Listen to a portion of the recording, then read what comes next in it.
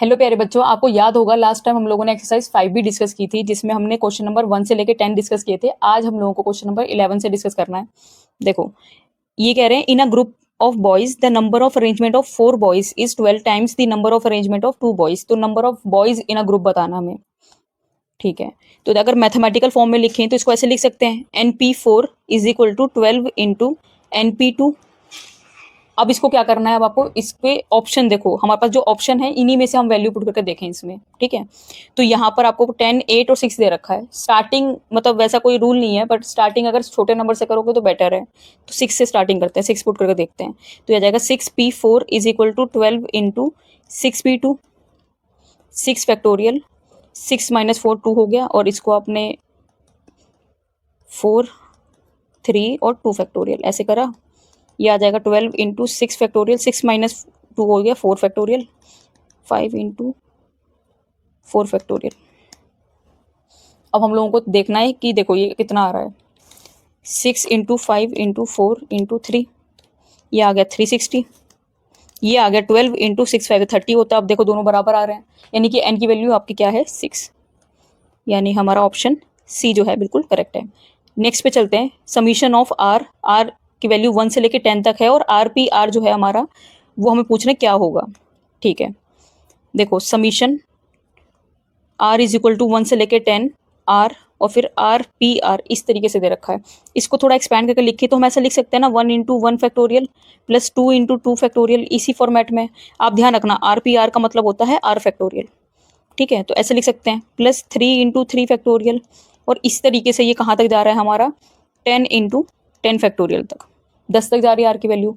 अब एक बात समझना आप, यहाँ पर 1 into 1 factorial plus 2 into 2 factorial plus ऐसे करके जब भी ये जाता है ना n इंटू n फैक्टोरियल तक, तो इसके लिए हमारे पास फॉर्मूला होता है।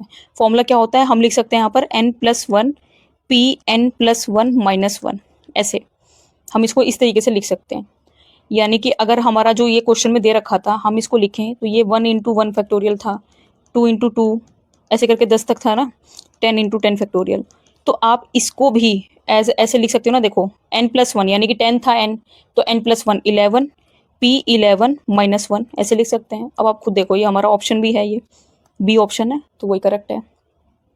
अगले पे चलते हैं, इसमें कह रहे हैं total number of 9 digit number of different digits, ठीक है। 9 digit number different different digits के हमें बताने हैं, तो ठीक है। अब आप खुद देखो यहाँ पर हमारे पास प्लेसेस कितनी हैं, यहाँ पर हमारे पास प्लेसेस है 1 2 3 4 5 6 7 8 9 10, 10 प्लेसेस हैं। आपको पता है 0 से लेकर 9 तक 10 नंबर होते हैं। अब आपको पता है यहाँ पर ये जो पहली प्लेस है, यहाँ पर आप 0 पुट नहीं कर सकते। 0 पुट कर दिया तो फिर वो प्लेस में आपको पता ही वो कम डिजिट का नंबर बन जाएगा। तो 0 के अलावा यहाँ पर क्या आ सकता है, हम कह सकते हैं यहाँ पर 9 नंबर्स आ सकते हैं, ठीक है।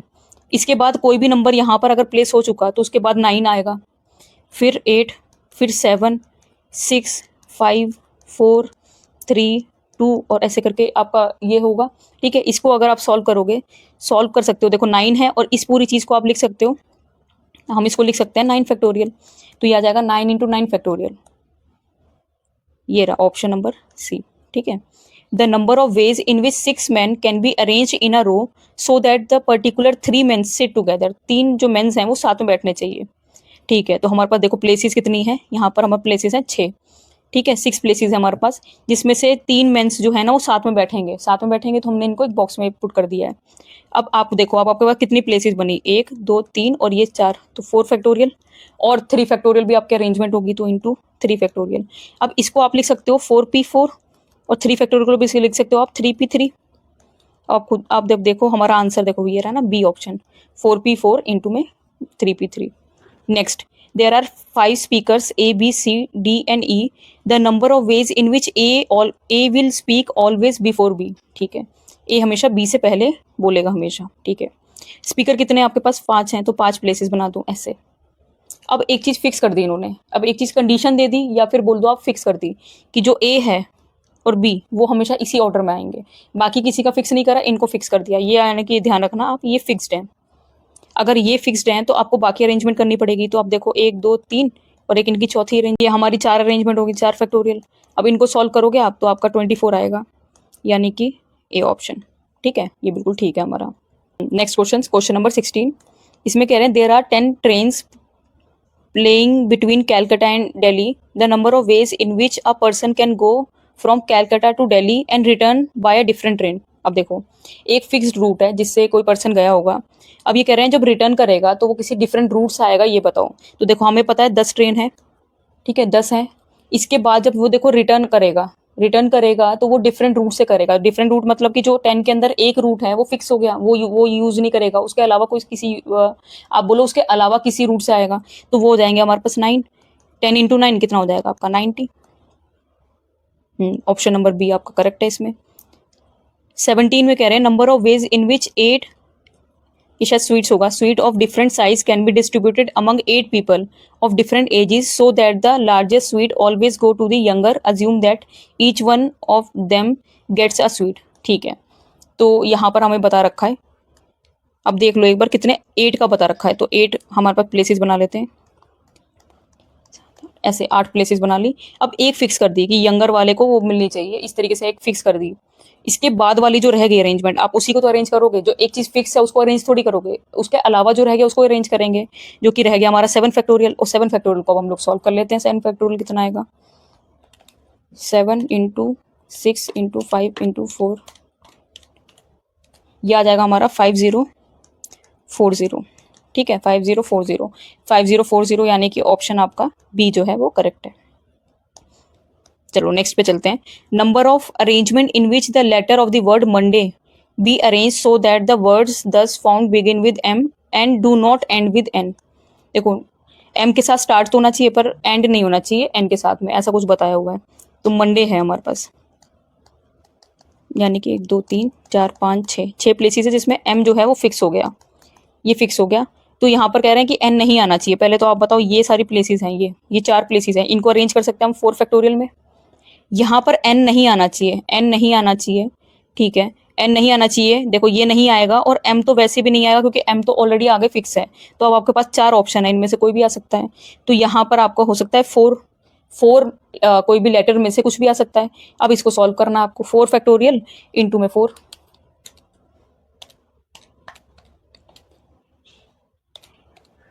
यानी कि हमारा आएगा ये 96।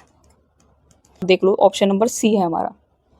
इसके बाद आपको दे रखा है कि total number of ways in which 6 plus and 4 minus sign can be arrange in a line such that no two negative sign occur together. दो भी मतलब कोई भी 2 नेगेटिव साइन साथ में नहीं आने चाहिए। तो ऐसे हमारे पास 3 4 5 6 3 4 ऐसे है, ठीक है। अब ये 6 है हमारे पास, 6 है ये, तो हम बोल सकते हैं कि ये 6 फैक्टोरियल है। बाकी हमारे पास 7, देखो हमारे पास यहाँ पर 4 नेगेटिव साइन है और 6 जो है हमारे पास यहाँ पॉजिटिव साइन है, ठीक है। देखो हमारे पास पॉजिटिव साइन ये है और नेगेटिव जो है, नेगेटिव हम लोग क्या करते हैं, इनको एक बॉक्स में डाल देते हैं। तो हमारे पास कहीं ना कहीं अरेंजमेंट हो जाएगा 7p4 इस तरीके से, ठीक है। अब क्या होता है ना, इसको डिवाइड करना होता है। जब भी सिमिलर थिंग वाला कंसेप्ट आएगा तो हमेशा आपको डिवाइड करना पड़ता है इसको, किससे, 4 फैक्टोरियल से इंटू में 6 फैक्टोरियल, यानी कि 6 से 6 कैंसिल हो गया हमारा, ठीक है। इसके बाद आपका सॉल्व होगा तो ये आ जाएगा 7 फैक्टोरियल, 7 माइनस 4 फैक्टोरियल, 3 फैक्टोरियल हो गया अपॉन में 4 फैक्टोरियल, 7 6 5 4 और 3 से 3 कैंसिल। बस अब इसको सॉल्व कर दो, 2 2 1 ऐसे करके। वैसे तो खैर ये ऐसे भी सॉल्व हो जाएगा, 2 3 ज़ा 3 से 3 कैंसिल, 4 से 4 कैंसिल, 7 5 ज़ा 35 आएगा ये। सी ऑप्शन देखो हमारा 35 है ये। अगला आ गया 20 में कह रहे हैं the number of ways in which the letter of the word mobile be arrange so that consonant always occupy the odd places. तो कॉन्सोनेंट जो है ना वो हमेशा ऑड प्लेस को ऑक्यूपाई करेगा। मोबाइल, ये रहा मोबाइल, ऐसे करके, ठीक है।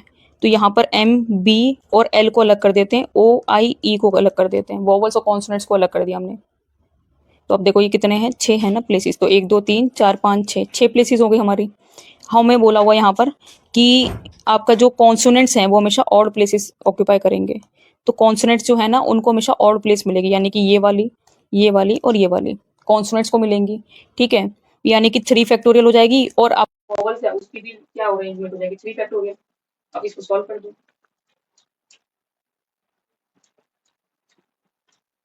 यानी कि 36 आ गया। 36 मतलब आपका ऑप्शन नंबर ए। 21 रह गया। 5 person are sitting in a round table in such that the tallest person is always on the right side of the shortest person. The number of arrangement बतानी है मुझे। ठीक है, तो ये सर्कुलर ऐसे करके सर्कुलर बना देते हैं। ठीक है, अब देख लीजिए कितने लोग हैं यहाँ पर, 5 पर्सन हैं। तो 1 2 3 4 5 ऐसे 5 लोग हैं। ठीक है, अब ऐसे बोला हुआ है कि जो शॉर्ट और टॉलेस्ट है, देखो टॉलेस्ट पर्सन जो है हमेशा राइट साइड आएगा शॉर्टेस्ट के, तो ये आपका टॉलेस्ट तो राइट साइड पे यहाँ पर आ जाएगा। ठीक है, तो कितनी अरेंजमेंट होगी, ये ध्यान रखना, ये जो टॉल और शॉर्ट वाला है ये हो गया फिक्स, ये हमें फिक्स, ये कंडीशन है, ये एक तरीके से ये फिक्स्ड है। तो इसके अलावा जो है आपकी जो अरेंजमेंट है वो 1 2 3 और ये इन दोनों को मिलाकर एक चौथा, तो वो होता है n-1 यानी 4-1, ये हो जाएगा आपका 3 फैक्टोरियल और 3 फैक्टोरियल मतलब होता है 6, यानी कि ऑप्शन ए जो है हमारा इसमें करेक्ट है।